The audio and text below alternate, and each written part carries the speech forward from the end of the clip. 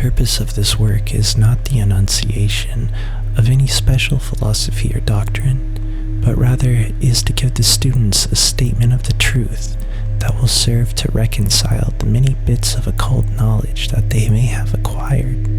but which are apparently opposed to each other, and which often serve to discourage and disgust the beginner in the study.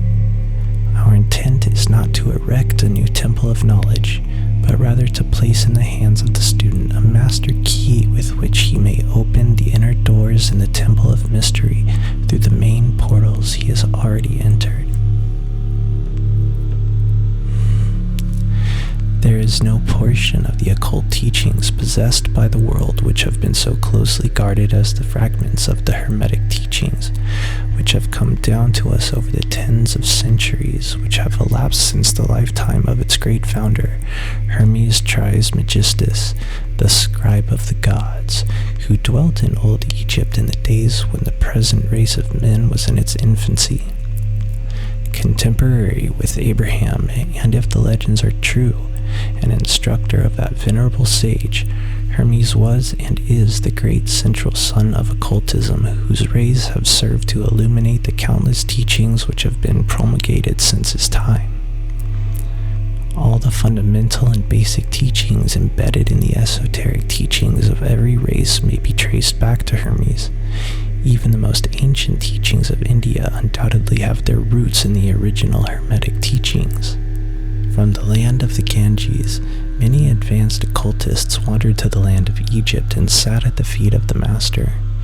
From him they obtained the master key, which explained and reconciled their divergent views, and thus the secret doctrine was firmly established. From other lands also came the learned ones, all of whom regarded Hermes as the master of masters,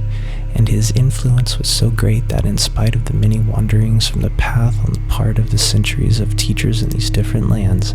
there may still be found a certain basic resemblance and correspondence which underlies the many and often quite divergent theories entertained and taught by the occultists of these different lands today. The student of comparative religions will be able to perceive the influence of the Hermetic teachings in every religion worthy of the name, now known to man, whether it be a dead religion or one in full vigor in our own times. There is always a certain correspondence in spite of the contradictory features, and the Hermetic teachings act as the great reconciler. The life work of Hermes seems to have been in the direction of planting the great seed truth which has grown and blossomed in so many strange forms, rather than to establish a school of philosophy which would dominate the worlds of thought. But nevertheless, the original truths taught by him have been kept intact in their original purity by a few men in each age, who, refusing great numbers of half-developed students and followers, followed the Hermetic custom and reserved their truth for the few who were ready to comprehend and master it. From lip to ear, the truth has been handed down among the few. There have always been a few initiates in each generation in the various lands of the earth who kept alive the sacred flame of the Hermetic teachings, and such have always been willing to use their lamps to relight the lesser lamps of the outside world when the light of truth grew dim and clouded by reason of neglect, and when the wicks became clogged with foreign matter. There were always a few to tend faithfully the altar of truth upon which was kept alight the perpetual lamp of wisdom. These men devoted their lives to the labor of love, which the poet has so well stated in his lines. Oh, let not the flame die out, cherished age after age in its dark cavern, and its holy temples cherished, fed by pure ministers of love, let not the flame die out. These men have never sought popular approval, nor numbers of followers. They are indifferent to these things, for they know how few there are in each generation who are ready for the truth or who would recognize it if it were presented to them. They reserve the strong meat for the men, while others furnish the milk for the babes.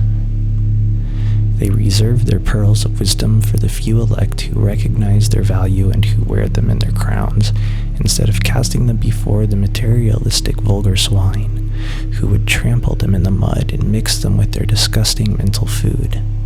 But still, these men have never forgotten or overlooked the original teachings of Hermes regarding the passing on of the words of truth to those ready to receive it, which teaching is stated in the Kybalion as follows: "Where fall the footsteps of the master,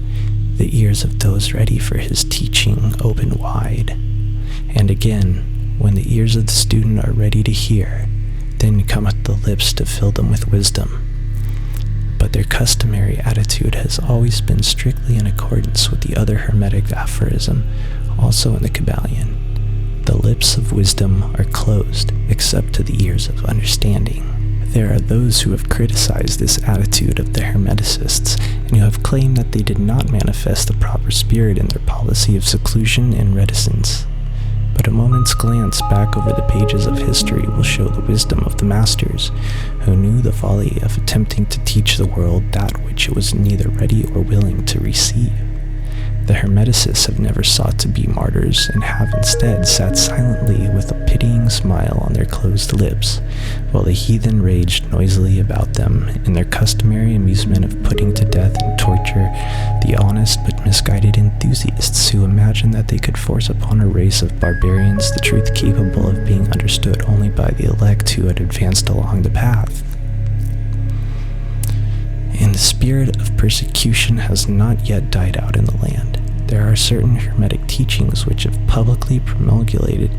would bring down upon the teachers a great cry of scorn and revilement from the multitude, who would again raise the cry of "Crucify, crucify." In this little work, we have endeavored to give you the idea of the fundamental teachings of the Kybalion, striving to give you the working principles, leaving you to apply them yourselves rather than attempting to work out the teaching in detail.